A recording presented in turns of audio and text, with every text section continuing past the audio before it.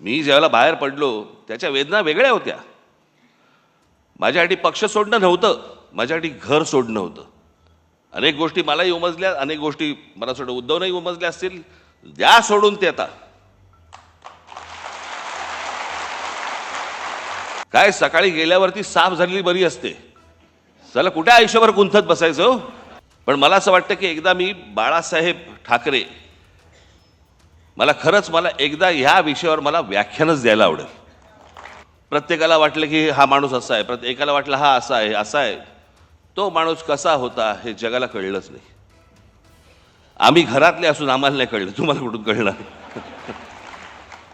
सामनामध्ये मी माझा एक लेख आलेला आहे, त्याच्यामध्ये मी अनेक गोष्टींचं त्याच्यामध्ये त्यांच्याविषयी मी अनेक काही आठवणी मी त्याच्यामध्ये लिहिलेल्या आहेत.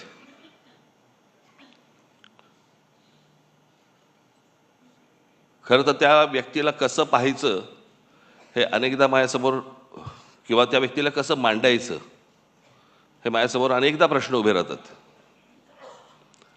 काका म्हणून मांडायचं, व्यंगचित्रकार बाळासाहेब ठाकरे म्हणून मांडायचं, हिंदू हृदय सम्राट शिवसेना प्रमुख बाळासाहेब ठाकरे म्हणून मांडायचं, आणि त्यांच्यावरती बोलायचं म्हटलं तर मी तुम्हाला 100% सांगतो, मी आणि उद्धव आम्ही तुमच्याशी तासनतास बोलू शकतो. तासनतास. मी मागे त्यांच्या ते एका तैलचित्राचं अनावरणाच्या वेळेला मी सांगितलं होतं की खूप किस्से असे आहेत त्यांचे मला सांगता पण नाही येणार.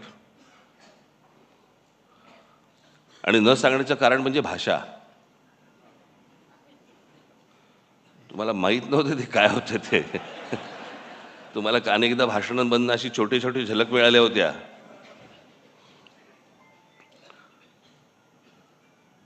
पण मी आजच ती गोष्ट माझ्या लेखामध्ये मी नमूद केलेली आहे की लहानपणापासून आम्ही अनेक गोष्टी पाहिल्या म्हणजे त्यांना पाहत आलो. बाहेर एवढं वादळ चालू असायचं, काय कुठे काही दंगली असायच्या, कुठे काही बाबा राडे असायचे, कुठे काही आंदोलनं असायची, कुठे काय काय कधी जेल, कधी काय कोणावरती काय कधी संकट येईल, सगळं बाहेर सगळं वातावरण चालू असताना हा माणूस ज्या वेळेला व्यंगचित्र काढायला बसायचा, त्या व्यंगचित्रामध्ये मला आजपर्यंत मी इतक्या गोष्टी पाहिल्या त्यांच्या इतक्या बारकाईने, मला कधी कुठचं मार्काप नाही दिसलं की बाहेर इतका गोंधळ सुरू आहे आता काहीतरी झटपट आटपा काहीतरी व्यंगचित्र काढा आणि द्या प्रिंटिंगला. कधीच नाही. मला असं वाटतं की कित्येकदा मी विचार करतो, पण ते अशक्य आहे ती गोष्ट. ती जी समाधी लागणं ज्याला म्हणतो ना आपण, मला असं वाटतं अनेकदा लोकांना असं वाटत असेल त्यावेळेला, अरे एवढं सगळं बाहेर चालू आणि हा माणूस काय व्यंगचित्र काय करतोय. ती व्यंगचित्र नव्हती नुसती, ती त्या माणसाची समाधी होती. त्या समाधीत तल्लीन होणं ज्याला म्हणतो ना आपण, आणि त्या एकाग्रतेतनं त्या सगळ्या गोष्टी करणं. कुठेही पेन्सिल नाही हल्ली, का ब्रश नाही हल्ला, का कुठे बाबा त्याच्यातला विनोद नाही हल्ला. म्हणजे बाहेर एवढं सगळं वातावरण असताना त्या व्यंगचित्रातला विनोदही नाही कधी हल्ला. मी मागे एकदा एका शीर्षकाबद्दल बोललो होतो. एक तेंडुलकरांचं एक पुस्तक आहे, त्या पुस्तकाचं शीर्षक आहे, फार छान शीर्षक आहे, की हे सारं येतं कुठून. भाई ज्या वेळेला मी बाळासाहेब म्हणून ज्यावेळेला मी विचार करायला लागतो त्यावेळेला ह्या अनेक गोष्टी ज्यावेळेला डोळ्यासमोरून जातात, खरंच प्रश्न पडतो की हे येतं कुठून, आलं कुठून. आणि म्हणून तो या देशामधल्या सगळ्या राजकारण्यांपेक्षा जो वेगळा माणूस होता, याचं कारणच ते होतं.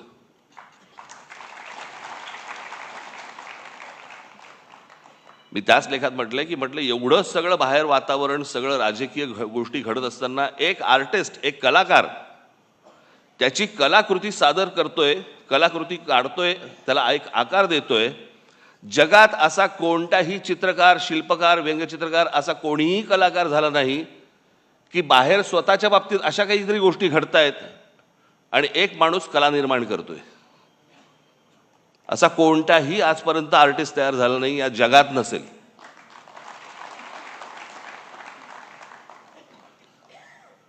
त्यांचे तर्क असायचे. मला तर आजची ही परिस्थिती पाहिली, राजकारणाची परिस्थिती पाहिली. मला आज मी त्या दिवशी माझ्या भाषणामध्ये मी म्हटलं की आज इथे बाळासाहेब असायला पाहिजे होते.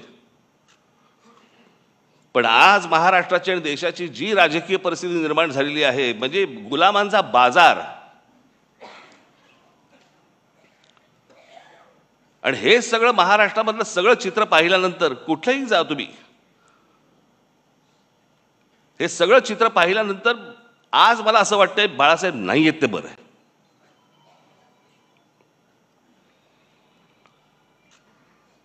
तो माणूस किती व्यथित झाला असता, त्या माणसाला काय त्रास झाला असता की हे सगळं चित्र आज जे महाराष्ट्रामध्ये उभं राहिलेलं दिसतंय समोर, की जसे ते पूर्वी 200-100 वर्षापूर्वी नाही का ते चावडीवरती उभे राहायचे आणि माणसांची लिलाव चालायचे, आज तसे महाराष्ट्रामध्ये लिलाव चालू आहेत.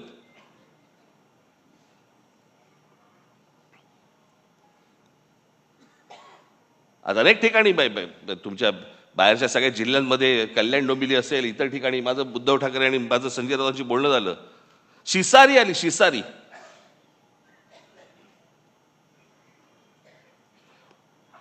ज्याला व्यथित व्हायला म्हणतो ना आपण, की काय चालू आहे, कुठे नेतोय आपण. आणि आज ही परिस्थिती पाहायला माननीय बाळासाहेब नाही ह्याच्यासारखी चांगली गोष्ट नाही की तो माणूस आज हे सगळं बघायला नाहीये.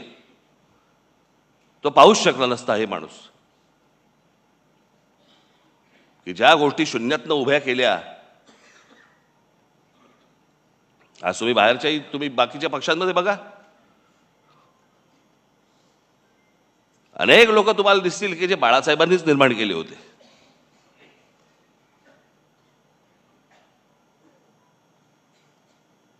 पण ज्या गोष्टी घडत जात आहेत, ज्या गोष्टी घडत गेल्या,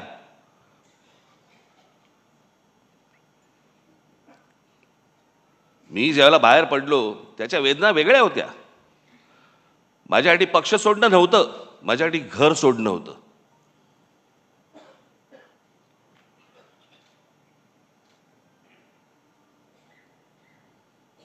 पण त्या सगळ्या गोष्टीला आता एक 20 वर्षाचा काळ निघून गेलाय. अनेक गोष्टी मलाही उमजल्या, अनेक गोष्टी मला वाटतं उद्धवनंही उमजल्या असतील. द्या सोडून ते आता.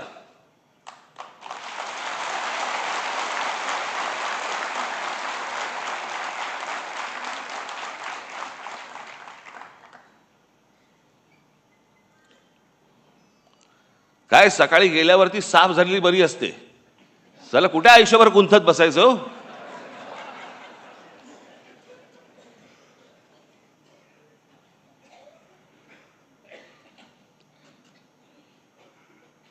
पण मला असं वाटतं की एकदा मी बाळासाहेब ठाकरे, मला एकदा ह्या विषयावर मला व्याख्यानच द्यायला आवडेल. आणि त्या माणसाचे सगळे पैलू मला तुमच्यासमोर एकदा मांडायचे. म्हणजे ती जी आपण हत्तीची गोष्ट बोलतो ना, कोणाला शेपूट अशी वाटते, कोणाला कान अशी वाटतात, कोणाला सोंड अशी वाटते. बाळासाहेब ठाकरे तशी व्यक्ती होती. प्रत्येकाला वाटलं की हा माणूस असा आहे, प्रत्येकाला वाटलं हा असा आहे, असा आहे. तो माणूस कसा होता हे जगाला कळलंच नाही. आम्ही घरातले असून आम्हाला नाही कळलं, तुम्हाला कुठून कळणार.